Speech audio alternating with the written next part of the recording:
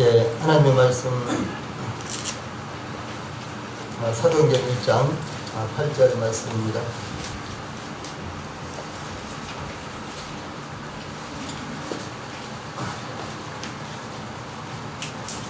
하나님의 말씀 사도행전 1장 8절 말씀입니다.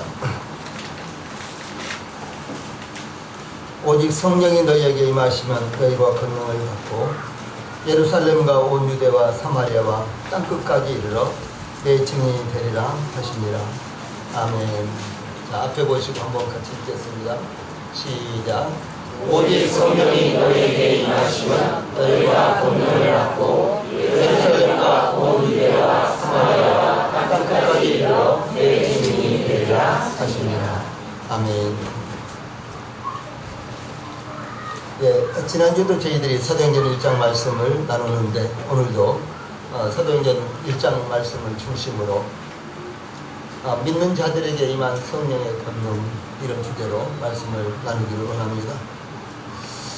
특별히 제가 이 말씀을 또 이렇게 나누기를 원하는 것은 이 초대교회 때도 마찬가지였고 사도들에게도 마찬가지였는데 주 예수님께서 십자가에서 못 박혀 죽으시고 장사되신 지 3일 만에 부활하셨지만 그러나 제자들에게는 복음을 전할 만한 이와 같은 담대함과 용기가 없었습니다. 그래서 주 예수님께서 성령이 너희에게 임하시면 권능이 임할 것이다, 이렇게 이제 말씀하심으로 실제로 성령이 임하자 이제 사도들이 권능을 입고 이 주의 복음과 지지를 위해서 헌신하게 된 이와 같은 계기를 우리가 성경에서 볼 수가 있습니다.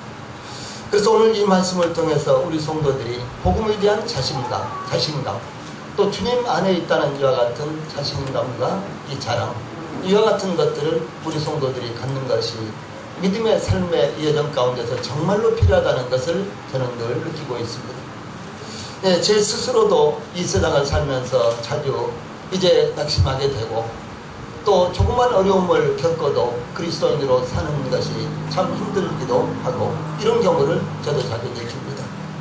예, 그러므로 주 예수님께서 말씀하신 대로 실제로 성령님께서 저희들에게 임하셨고 저희들에게 권능이 임하셨기 때문에 우리가 그리스도인으로서 자신감과 그리고 이 자랑을 가지고 사는 것이 합당한 삶이 된다라고 이와 같은 생각을 갖게 되는 것입니다. 그래서 믿는 자들에게 임한 성령의 권능이라는 이런 주제로 말씀을 드리겠는데 믿는 자들에게 임한 성령의 권능이 어떻게 나타났는가, 이와 같은 것들을 우리가 참고를 해보도록 하겠습니다. 주 예수님께서 십자가에서 죽으시고 이 3일 만에 부활하셔서 이 40일 동안 제자들과 함께 거하시다가 하늘로 승천하시는 순간이었습니다. 그런데 그 순간 주 예수님께서 제자들에게 남기신 말씀 중 핵심적인 말씀이 바로 여기 요한복음, 여기 사도행전 1장 8절 말씀입니다. 오직 성령이 너희에게 임하시면 너희가 권능을 받고 예루살렘과 온 유다와 사마리아와 땅끝까지 이르러 내 증인이 되리라 라는 이와 같은 말씀입니다. 예, 주 예수님께서 승천하신 후에 10일 만에 성령이 강림하셨습니다. 그날은 오순절이었는데 오순절은 6월절이 지난 후에 7일에가 지난 그 다음날, 그러니까 77에 49일 해서 그 다음날이 날이니까 50일째 되는 날이죠. 그래서 오순절이라 이렇게 부르는 날입니다. 그러므로 6월절이 지나고 50일째 되는 날이었기 때문에 오순절이라고 불렀는데 이 오순절은 첫 이삭을 거둬들이고 하나님께 감사의 제사를 드리는 날이었습니다. 그러므로 주 예수님의 십자가의 구속을 받은 첫 이삭인 믿는 이들에게 성령이 부어진 것은 하나님의 경륜 가운데 정확하게 일치한 이와 같은 일이었습니다. 이 성령이 제자들에게 강림하심으로 제자들은 예수님께서 말씀하신 대로 권능을 입었습니다. 성령이 임함과 더불어 권능이 임하자 제자들의 삶은 큰 변화를 가져왔습니다. 이 제자들은 높고 낮은 사람들에게 거침없이 복음을 전했고 언제 어디서든 복음을 전했지만 그들은 두려워하지 않았습니다. 순교를 당하는 동료들이 있어도 위협을 받아도 혹은 감옥에 들어갔다 나오고 수도 없이 반복해서 매를 맞아도 뿐만 아니라 그들은 수적으로 미약하고 배경도 없고 도와주는 사람이 없을지라도 힘을 잃지 않았습니다. 물러서지 않았습니다. 그래서 이제 오늘은 이 제자들에게 어떻게 성령이 임했으며 제자들이 그 권능을 어떻게 사용했는지 참고함으로 우리도 주 예수님의 증인으로서의 성령의 권능으로 복음을 전가하고 또 이 세상에서 믿음으로 살 수 있게 되기를 바라는 마음입니다. 제일 먼저 복음을 증가하는 권능이 나타납니다. 이 성령 강림의 오순절이 임하자 제자들은 약 15개 나라의 방언으로 15개 국어로 복음을 증거했습니다. 제2외국어만 유창하게 한다 그럴지라도 참 굉장히 좋습니다. 그렇죠? 얼굴이 까만 사람이나 코가 날름하고 큰 사람이나 아무나 쫓아가서 이렇게 대화를 할 수 있다면 참 얼마나 좋겠어요. 예, 그런 사람들이 참 부러울 때도 많이 있습니다. 또 뿐만 아니라 뭐 일본을 가든지 중국을 가든지 뭐 미국을 가든지 간에 제2외국어 하나만 한다면은 아주 통하지 않을 일이 별로 없을 정도로 참 유리한 것입니다. 그런데 제자들은 성령이 임하자 무려 15개 국어로 복음을 전할 수 있었다는 사실이에요. 그냥 일상적인 대화를 하는 것이 아니라 이 복음을 전할 수 있었다는 것이죠. 우리 교회는 외국어를 할 수 있는 이와 같은 성도들이 참 많은 것에 대해서 저는 참 감사합니다. 그런데 이 복음을 전한다든가 하나님 말씀을 증거하는 것은 상당히 전문적인 이와 같은 용어가 가끔 나오기 때문에 통역하기가 쉽지 않습니다. 필리핀 성도들에게 복음을 전할 때 이제 통역하는 우리 성도들이 참 평상시에 영어를 유창하게 해도 이제 전문적인 이와 같은 용어가 때 아니게 이렇게 나오기 때문에 통역을 한다는 것이 참 어려운데 그래도 우리 성도들이 잘 감당하는 것을 보면 참 대단한 실력자들이다 이렇게 저는 늘 생각을 합니다. 그런데 이제 성령 강림의 오순절 날에는 이 제자들이 무려 15개 국어를 가지고요 15개 국어로 이 복음을 전했다는 것이죠. 그때 경건한 유대인들이 천하 각국으로부터 와서 예루살렘에 머물러 있었다고 하는데 약 15개 국가에서 온 디아스포라 유대인들, 그러니까 흩어져서 살고 있는 이와 같은 유대인들, 그 유대인들이 약 15개 국가에서 왔습니다. 그런데 이 제자들이 그들이 왔던 그 지방의 언어로 복음을 전파하자 그들은 다시 말해서 그 디아스포라 유대인들은 아주 당황하기 시작을 했습니다. 다 놀라서 신기하게 여겨 이르되 보라, 이 말하는 사람들이 다 갈릴리 사람들이 아니냐? 우리가 우리 각 사람들이 난 곳 방언으로 듣게 되는 것이 어찌 됨이냐? 예, 이렇게 말하죠. 그리고 나서 우리가 다 우리의 각 언어로 하나님의 큰 일을 말함을 듣는도다 라고 이렇게 그들이 감탄을 하고 있었습니다. 이 제자들이 갈릴리 사람들이었는데 갈릴리에서 사용하는 언어 외에 다른 언어를 할 수 있다는 것은 신기할 수밖에 없었습니다. 그들은 그것도 한두 가지 언어가 아니라 15개 국어의 언어를 마음대로 구사해서 복음을 전했기 때문에 얼마나 이것이 놀라운 일입니까? 또 특별히 그 언어를 이렇게 했던 이와 같은 제자들은 거의 대체적으로 갈릴리라는 지역에서 태어나서 그곳에서 살던 사람들이었는데 이 갈릴리 사람들은 좀 소외당한 이와 같은 사람들이었습니다. 그리고 그들은 좀 학문이 적은 이와 같은 사람들이었고 특별히 예수님의 제자들은 거의 대체적으로 어부 출신들이었잖아요. 이런 사람들이 외국어를 하나만 해도 그것도 참 놀라운 일인데 15개 국가에 외국어를 하니까 정말 놀랄 수밖에 없는 이와 같은 일이었습니다. 그래서 이 디아스포라 유대인들은 제자들에 대해서 더욱 그야말로 신비스러워 했던 것은 다음과 같이 표현을 하고 있습니다. 여기 보면 제자들이 다 놀라, 이 디아스포라 유대인들이 다 놀라 당황하여 서로 이르되 이 어찌된 일이냐 하며 또 어떤 이들은 조롱하여 이르되 그들이 서술에 처하였다 하더라 이렇게 말하는 것입니다. 이해할 수 없는 현상이 일어났던 것을 볼 수가 있는 것입니다. 세술에 취했다는 것은 대낮부터 독주를 마셨다는 것입니다. 이 독주를 마시고 취하면 애국어를 할 수 있습니까? 애국어가 정말로 필요한 분들은 독주를 마셔보기를 권합니다. 아주 독한 술을 한번 마셔보십시오. 네.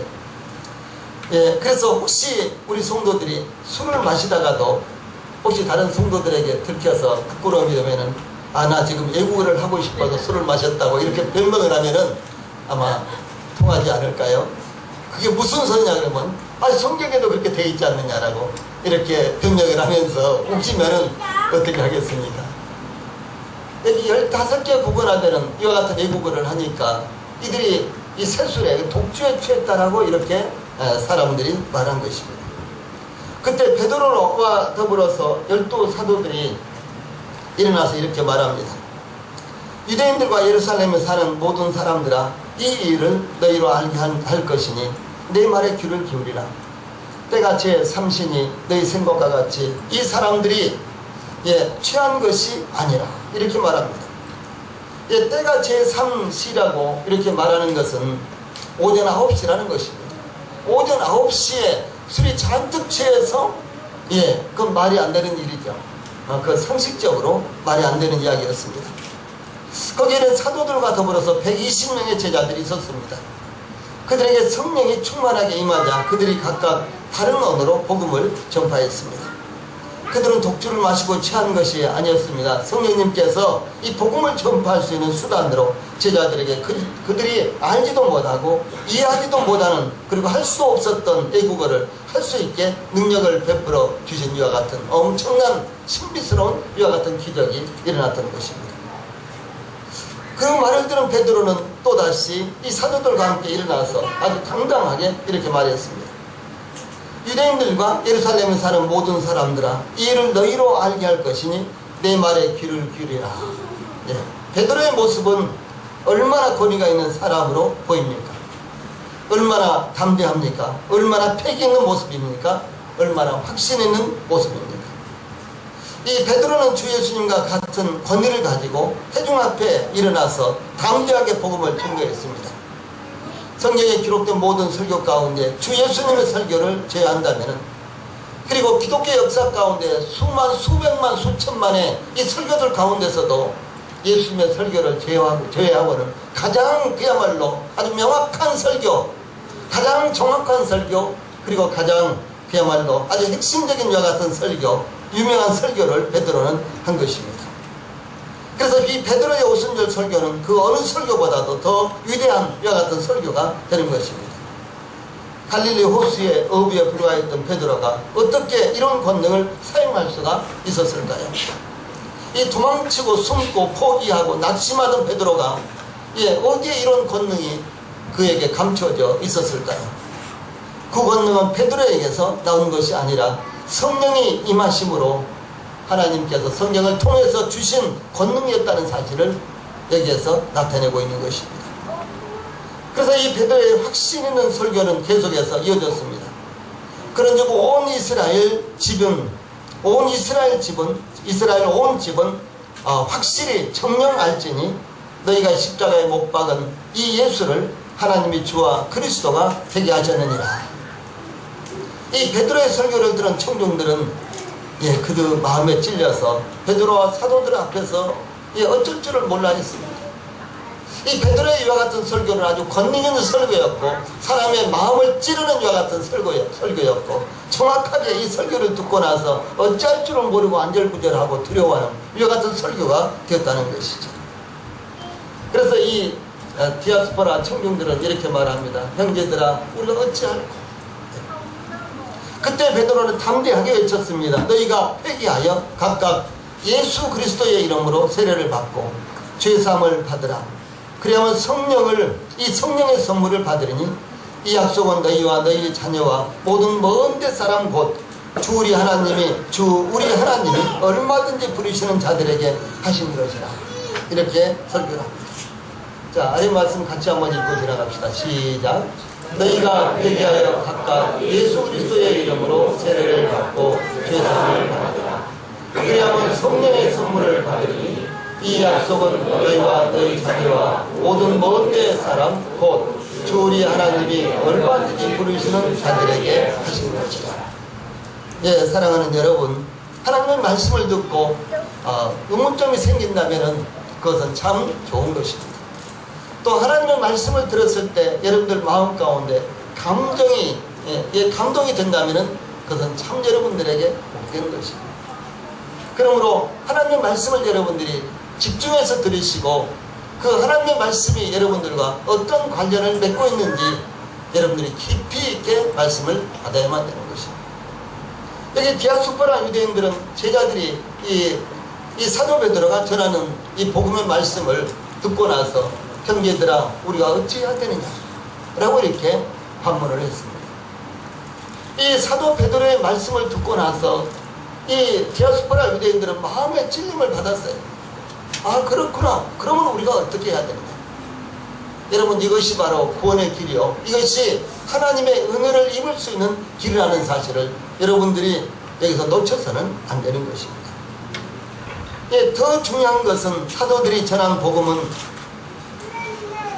허공에다가 대고 전하는 것처럼 사라져버린 것이 아니었습니다. 우리는 복음을 전하면서도 얼마나 자주 낙담합니까? 마이 동풍처럼 또 마이 독경처럼 이 복음을 들은 사람들의 변화를 별로 볼 수가 없는 것입니다. 복음을 들으면서도 우리가 어떻게 해야 하느냐고 두려워하거나 고민하는 모습을 거의 볼 수가 없습니다. 우리는 복음 노점 카페나 지하철 카페를 통해서도 많은 사람들을 만나는데 우리 전도자들이 이제 아주 오랜 시간 그들을 붙들고 이 하나님의 말씀을 전하는데 그들이 전혀 감동을 입지 못하고 가는 경우가 대부분이라는 것이죠.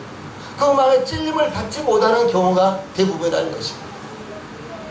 그들이 혹은 아주 감동이 돼가지고 그 다음 주에 우리에게 오겠다고 이렇게 약속하고서도 오신 분들이 별로 없습니다. 그것은 하나님의 말씀을 들었지만 그러나 들은 하나님의 말씀이 그냥 들을 때는 좋았는데 듣고 난 다음에 그들의 삶을 움직이지 못했다는 사실을 알 수가 있는 것입니다.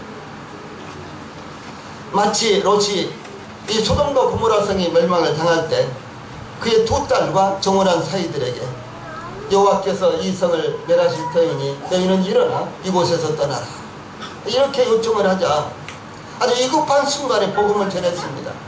그야말로 아주 위급한 순간이었습니다.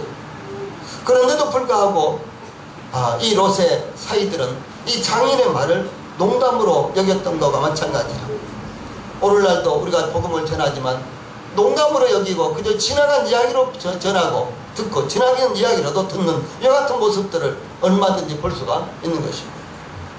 그러나 이 사도 베드로가 이 복음을 전했을 때 이 복음을 들은 유대인들은 떨며 두려워했습니다. 우리가 어떻게 해야 하느냐고 그들은 물었습니다.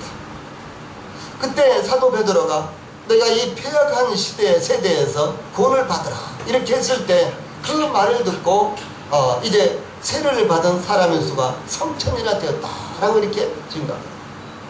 이 오순절날 베드로가 한 번 복음을 전했는데 그 복음을 듣고 복음을 받아들인 이와 같은 사람들이 무려 3,000이나 되었다라는 것입니다. 복음의 놀라운 권능, 큰 권능이 나타났습니다. 우리에게도 동일하게 이제 사도 베드로에게 그리고 이 사도들에게 임한 이 성령님이 동일하게 우리들에게도 임했습니다. 우리들에게도 이와 같은 권능이 나타나도록 역사해 주십시오. 우리에게도 성령의 권능으로 복음을 전하도록 역사해 주십시오.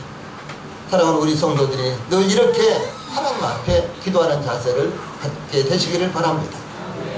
그러므로 말미암아 복음을 전할 때 이 베드로에게 나타났던 이와 같은 권능이 사도 바울에게 나타났던 이와 같은 권능이 우리 성도들을 통해서도 나타나기를 간절히 바랍니다. 두 번째로는 성령이 임하자 기적을 행하는 이와 같은 권능이 나타났습니다.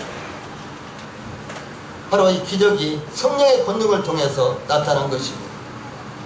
이 기적이 일어나는 것은 항상 같은 목적을 가지고 있습니다.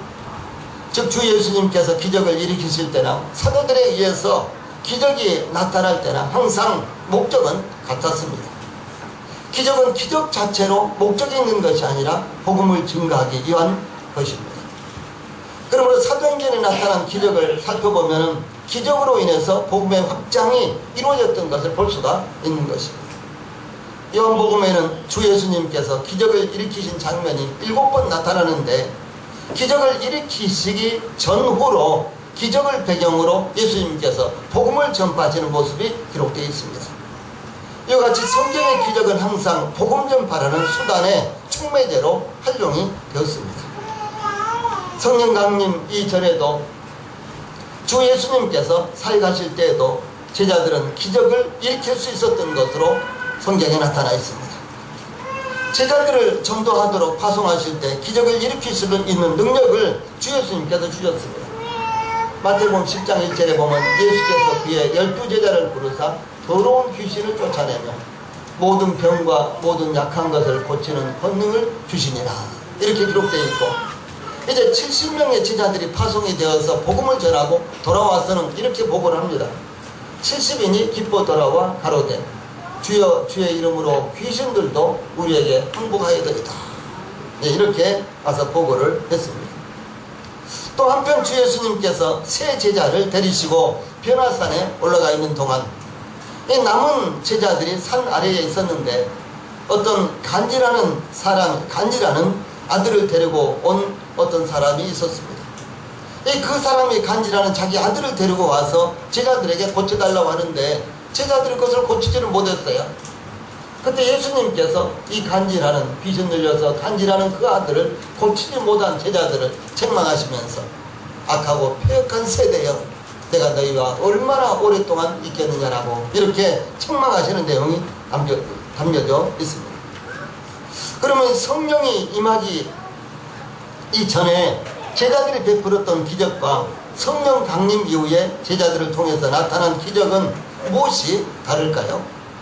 왜 오직 성령이 너희에게 임하시면 너희가 권능을 받고라고 성령이 임하심으로 권능을 받는 것이 필수적인 것처럼 말씀을 하셨을까요? 사도 베드로는 예수님의 기적과 사역에 대해서도 성령의 역사라고 증거를 하고 있습니다. 자, 사도행전 10장 38절 같이 읽어봅시다. 시작. 하나님이 나사렛 예수에게 성령과 능력을 기름 붓듯 하셨으며 그가 두루 다니시며 선한 일을 행하시고 마귀에 눌린 모든 사람을 고치셨으니 이는 하나님이 함께 하셨습니다. 예수님에 대해서도 이 성령이 예수님에게 충만하게 임하시자 예수님께서 갖가지 이적과 기적을 행하실 수 있었다라고 이렇게 증거를 하고 있습니다. 그러므로 제자들에게 임한 권능은 성령이 임하기 전이나 후나 상관없이 성령의 역사라는 것을 말씀하고 있는 것입니다. 다시 말해서 오순절 이전에 예수님께서 지상 사역을 하실 때 제자들이 베풀었던 이적이나 혹은 예수님이 승천하신 다음에 오순절 이후에 제자들을 통해서 나타난 기적이나 이 모든 것들이 성령의 권능으로 말미암아 나타났다라고 하는 것입니다. 이 심지어 구약시대에 나타난 이와 같은 이적들도 성령의 권능으로 성경은 나타나 있는 것입니다. 그러면 왜 성령 세례를 받으라 이렇게 그리고 기다리라고 받기 위해서 기다리라고 하셨을까요? 뿐만 아니라 오직 성령이 너희에게 임하시면 너희가 권능을 받고 라고 이렇게 말씀을 하셨을까요? 이 성령 세례가 임하기 전에는 하나님을 믿는 신자라고 하더라도 특수한 상황에서 필요할 때만 성령이 부어졌습니다. 그러니까 특수한 상황에서만 성령의 권능이 나타나서 그 권능을 행하도록 이제 성령 세례가 부어지기 전에 다른 말로 한다면 구약시대에는 그렇게 특수한 상황에서만 성령 세례가 임했습니다. 성령이 부어졌습니다. 그러나 오순절 성령 강림을 통해서 제자들에게는 항구적으로 성령이 임하게 된 것입니다. 오순절 이후에 오늘날 성도들에게까지도 성령은 항상 임하는 것입니다. 어떤 분들은 성령이 우리 안에 왔다가 갔다가 이렇게 이야기를 하기도 합니다. 그래서 이 성도들이 하나님 앞에 순종하고 말씀대로 살면 성령이 충만하게 임하고 하나님 앞에 불순종하는 삶을 살면 성령이 떠나버린다 이렇게 이야기도 합니다만은, 그러나 지난주에 제가 말씀을 드렸던 대로 성령은 우리에게 임하시면 영원히 우리 안에 하시는 것입니다. 그래서 우리로 하여금 어떤 상황 가운데서든지 성령의 권능으로 우리의 삶을, 믿음의 삶을 살 수 있도록 이렇게 하시는 것이 바로 구약시대와 신약시대의 다른 점이다 라고 하는 것입니다. 베드로와 요한이 기적을 일으킨 장면을 살펴보면 이 사도 베드로와 요한은 성전에 기도하기 위해서 올라가다가 미문에서 날마다 구걸하도록 이 데려다 놓은 40여 년 동안이나 걸어본 적이 없는 이제 우리말로 하면 안진병이 된 이와 같은 사람에게 이와 같은 사람을 고친 이와 같은 장면을 볼 수가 있습니다. 이 베드로가 이렇게 말합니다. 은과 금은 내게 없거니와 내게 있는 이것을 내게 주노니 나사렛 예수 그리스도의 이름으로 일어나 걸으라. 예, 베드로가 이런 말을 하자 어떻게 됐습니까? 예, 그리고 이 베드로가 그렇게 말하면서 그의 오른손을 잡아서 여기 그림처럼 이렇게 이끌으니까 이 사람이 벌떡 일어나서 성전으로 들어가면서 뛰기도 하고 걷기도 하면서 하나님을 찬양했다라고 이렇게 말합니다. 그래서 나사렛 예수 그리스도의 이름으로 이 병자가 깨끗하게 걷지 못했던 사람이 깨끗하게 고쳐져서 그가 걷기도 하고 뛰기도 할 정도로 완벽하게 이제 그의 병이 나았습니다. 이와 같은 기적의 역사가 이 사도들과 전도자들을 통해서 계속해서 반복적으로 일어났습니다. 기도의 역사가 일어났습니다. 기도를 하면 그 기도가 즉각적으로 응답이 되기도 하고 혹은 또 필요할 때 기도가 이제 기도의 역사가 이루어졌습니다. 믿는 무리가 한 마음 한 뜻이 되어서 모든 물건을 서로 통용하고 자기 재물을 조금이라도 자기 것이라고 주장하는 지가 없는 이 상부상조의 이와 같은 역사가 일어났습니다. 이런 역사는 이 성령님이 그들 안에 오시기 전에는 일시적으로는 일어날 수 있지만 항구적으로는 일어날 수 없는 이와 같은 일이었습니다. 세상을 살고 있는 사람들은 대부분 다 물질이 세상을 주관한다고 생각을 합니다. 물질이 신이라고 믿고 사는 사람들이 참 많이 있습니다. 조그마한 물질 때문에 사람을 죽이기도 하고 등을 돌리기도 하고 이렇게 사는 것이 이 세상 아닙니까? 그 물질이라고 하면은 그야말로 생명처럼 여기는 것이 이 세상인데도 불구하고 그런데도 불구하고 성도들은 이 특별히 초대교회 성도들은 밭이나 집이라도 팔아서 각 사람의 필요를 따라서 나눠주었다라고 하는 것입니다. 그러므로 성령 강림은 기적만 나타나는 것이 아니라 서로 사랑하고 신뢰하며 헌신하고 봉사함으로 자신을 하나님과 교회를 위해서 드리는 놀라운 권능이 나타나는 것입니다. 이 헌신의 권능, 이 봉사의 권능이 나타났던 것입니다. 사랑하는 우리 성도님들, 교회 안에서 헌신하고 봉사하는 것도 성령의 역사로 이루어지는 것입니다. 우리 성도들이 카페에 참석을 해서 복음을 전하고 또 뿐만 아니라 개인적으로도 영혼들이 구원받기를 위해서 가족이 되든 친구가 되든 모르는 사람이 되든 개인적으로 그런 영혼들이 구원받기를 간절히 바라는 마음과 또 그런 마음으로 그 영혼들을 위해서 기도하고 혹은 때때로 그들을 향해서 복음을 전하면서 또 그들을 만나서 복음을 전하고 이와 같은 모든 일들이 한결같이 성령의 역사로 이루어진다는 사실입니다. 그래서 초대교회에 있었던 성령은 오늘날 우리들에게도 동일하게 임하셨습니다. 동일한 성령이 우리 안에도 역사하고 있습니다. 그러므로 사랑하는 우리 성도들께서 이 성령의 권능이 성도들 안에 머물고 있다는 사실을 인식하고 그래서 자부심을 가지고 자랑을 가지고 그것을 자랑으로 삼고 성령의 역사를 따라서 사역을 해야만 되는 것입니다. 때때로 하나님의 이 교회의 성도들이 이제 여러 가지로 어려움을 당할 수가 있습니다. 세상에서도 소외당할 수가 있고 또 뿐만 아니라 여러 가지 걸리는 것들이 많기 때문에 세상에서도 움츠러들 수가 있습니다. 그러나 그렇지 않습니다.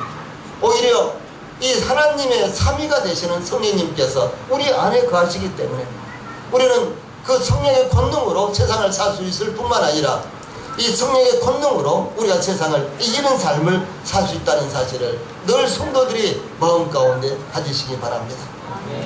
그래서 성령의 권능의 역사가 우리 성도들에게 놀랍게 나타나기를 간절히 바랍니다. 찬송 부르시겠습니다.